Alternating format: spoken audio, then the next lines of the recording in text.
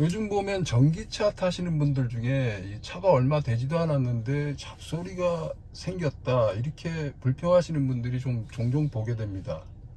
요즘 제조 기술이 좋아져서 그런지 차량에 잡소리가 난다고 호소하는 사례는 없어진 지 오래라고 생각되는데, 이 전기차의 보급이 늘어나면서 그런 불평들이 다시 생기고 있어요. 예전에 그 르막이라는 차가 있었습니다. 그 차가 젊은 사람들한테 인기가 많았는데요. 그 디자인이 미래지향적이라 그럴까 좀 예뻤어요. 그래서 인기가 많았는데 그 차의 유일한 단점은 이 대시보드라든지 차체에서 잡소리가 많이 난다는 거, 그런 불평이 많았는데 그 차 이후로 이 잡소리에 대해서 불평하는 걸 보기가 그렇게 쉽지는 않았는데요. 최근에 전기차는 그런 불평이 좀 나오는 편입니다. 그 중에서도 테슬라 오너들이 그런 불평이 많은데요. 그거는 어떻게 보면은요, 당연한 겁니다. 일단 전기차에서 왜 잡소리 이슈가 부각되는지 그 이유를 좀 알아볼 필요가 있습니다. 그 첫 번째 이유는요, 조용하기 때문입니다. 전기차는 엔진이 없어요. 엔진이 없기 때문에 약간의 잡소리도 크게 부각된다는 거죠. 이게 첫 번째 이유고요. 두 번째는요, 동력의 특징 때문에 그래요. 전기차는 모터로 작동하고요, 엔진차는 말 그대로 엔진이 작동을 해서 동력을 발생시킵니다. 근데 엔진차 같은 경우는요, 악셀을 풀로 밟아도 이렇게 점진적으로 파워가 올라가요. 그런데 모터 같은 경우는 이게 이런 식으로, 여기가 0, 이게 10 이런 식으로 있어요. 이게 풀악셀이에요.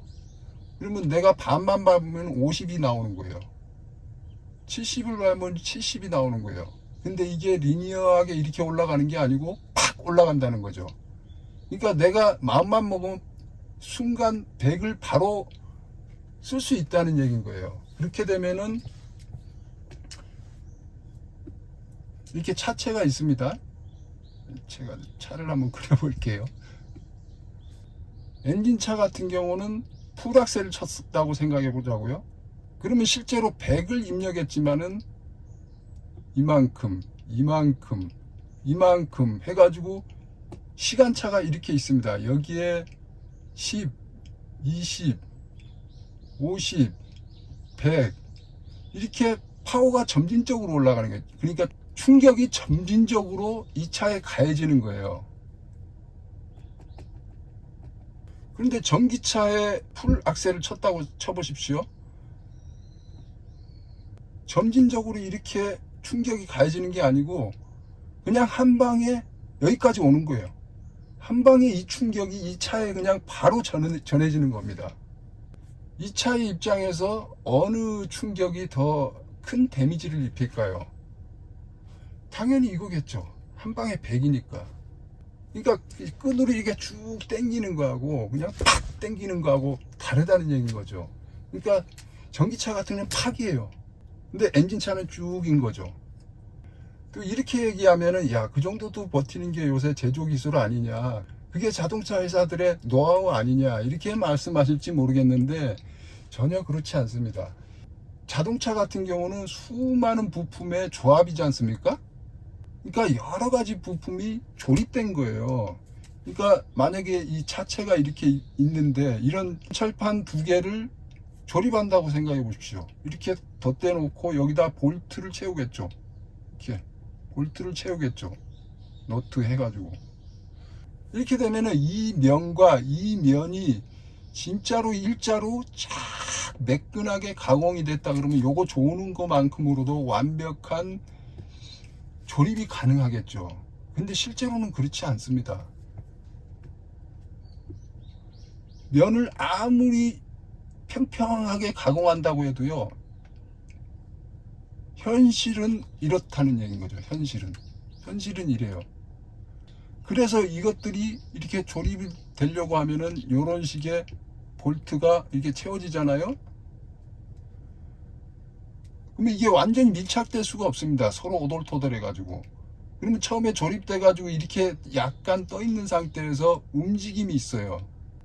그러니까 처음에 조립됐을 때는 이런 식의 이 오돌토돌한 면이 서로 완벽하게 밀착이 되는 가공이 안 되기 때문에 엔진차 같은 경우는 리니어한 충격이 계속 가해집니다. 그러면 이게 서로 부비면서 이렇게 밀착도가 높아져요. 근데 전기차 같은 경우 처음에 이런 과정이 없이 바로 막 베개 입력을 쳤다고 쳐보십시오. 그러면 이게 움직임이 커지면서 유격이 발생돼요. 서로 부비면서 붙는 게 아니고. 그렇게 해가지고 잡소리로 연결이 되는 겁니다. 영구적인 잡소리죠. 오히려 더 심해지겠죠, 갈수록.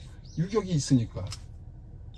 그러니까 상대적으로 엔진차 같은 경우는 배기의 힘이 갑자기 가해지는 경우는 뭐 분턱을 그냥 거칠게 넘는다든가 이런 거 외에는 이 엔진으로서는 이런 충격을 가할 수가 없다는 얘기인 거예요. 그래서 상대적으로 잡소리가 덜한 겁니다. 같은 차체 기술을, 조립 기술이 들어갔어도.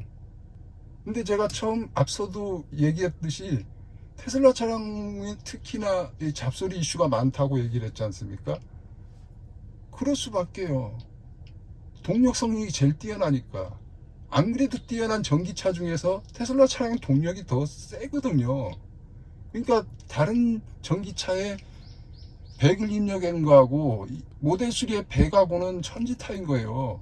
그래서 훨씬 충격이 크다는 거죠. 물론 테슬라의 차체 조립 능력이 떨어져서 그럴 수 있다고 말을 할 수도 있지만은 실제적으로는 요거의 차이라는 거죠. 동력의 차이.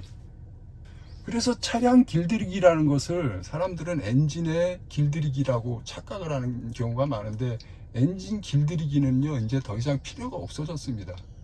처음에 전제한 대로 이 금속의 가공 기술이 많이 좋아졌어요. 그런데다가 엔진을 생산해 가지고 엔진을 시험 가동을 합니다. 그래 가지고 어느 정도의 길을 들여 가지고 장착이 돼서 소비자한테 넘어와요. 그렇기 때문에 엔진 길들이기라는 거는 현 시점에서 거의 무의미합니다. 뭐 쇳가루가 나온다 뭐 이런 말이 있는데 2만 3만 킬로 타고 엔진 오일 갈아 보십시오. 그래가지고 걸음종이를 걸러보세요. 거기 쇳가루 나오나? 안 나옵니다. 그만큼 이미 길이 들여서 나온 거예요. 그러니까 길들이기는요 오히려 차체가 이렇게 조립된 부분 있죠, 이런 게 자리 잡는 시간을 주는 게 길들이기인 거예요. 그러니까 최소한 처음에 차를 출고하고 한 1000km까지는 조신한 운전을 할 필요가 있습니다. 기간으로는 한 3개월 정도 잡으면 될 것 같아요. 이렇게 되면 여기에 자리 잡는 시간을 준다는 얘기인 거죠. 이제 서로 접착 부분이. 그러니까 여기에 배기 팍 가해지면은 유격이 발생하지만은 10, 20, 30 이런 식으로 점진적으로 하면 이게 서로 부비면서 밀착되는 길들이기가 된다는 얘기인 겁니다.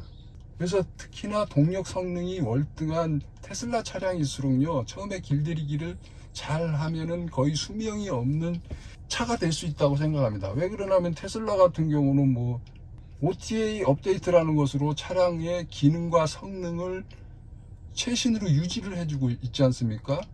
기한을 정하지도 않고 무기한으로. 그러니까 성능과 기능이 계속 향상되는 만큼 이 처음에 길들이기를 잘해가지고 차량 관리만 잘해주면은 테슬라 차량 같은 경우는 수명 자체가 없는 제품이 되는 거죠. 뭐 배터리를 걱정합니다만 이미 배터리 뭐 100만 킬로 가까운 유저가 이미 나와가지고 배터리 성능에 대한 부분도 검증이 됐어요. 이미 뭐 80만인가 70만인가를 탄 분이 열화율을 보니까 뭐 15% 미만이라고 나왔더라고요. 거기다가 그분은 슈퍼차저로 고속 충전 위주로 마구 충전하신 분이에요. 그런데도 불구하고 뭐 배터리 열화율이 15% 미만이라 그러면 이거는 뭐 그냥 뭐 수명이 없다고 봐야 되는 거죠. 배터리 수명 문제도 해결했지, OTA 업데이트로 최신 기능을 유지하지, 차체만 우리가 처음에 출고해 가지고 신차 길들이기만 잘해 놓으면은 수명 없는 제품이 탄생하는 겁니다.